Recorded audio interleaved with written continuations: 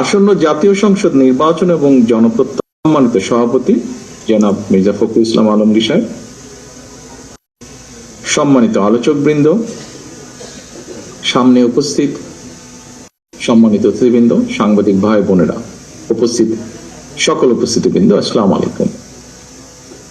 এখানে আলোচকবৃন্দরা যে সকল বিষয় আলোচনা করে গিয়েছেন আমি শুনছিলাম, বলবো বিকজ কম বেশি কনসার্নিং যেগুলো বিষয় দেশের, সেটি সাংবিধান কম বেশি সকলেই ছুঁয়ে গিয়েছেন।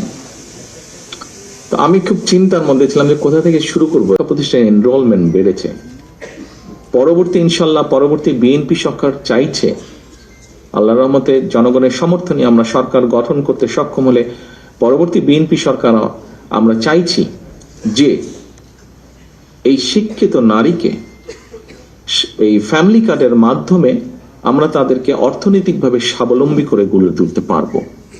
স্ট্যাটিস্টিক্স যা বলে যে পরিবারের মা যদি এডুকেটেড হন এবং একই সাথে যদি তার হাতে কিছু অর্থনৈতিক স্বাধীনতা থাকে, তাহলে সেই রিসোর্সটা উনি ব্যবহার করেন প্রথমত তার সন্তানদের স্বাস্থ্যের পেছনে, দ্বিতীয়ত তার সন্তানদের শিক্ষার পিছনে, তৃতীয়ত উনি সেটা পরিবারের সচ্ছলতার জন্য ছোট ছোট জায়গায় ইনভেস্ট করেন, যেখান থেকে একটা রিটার্ন আসবে, ফলে তার পরিবার সচ্ছল হতে পারবে।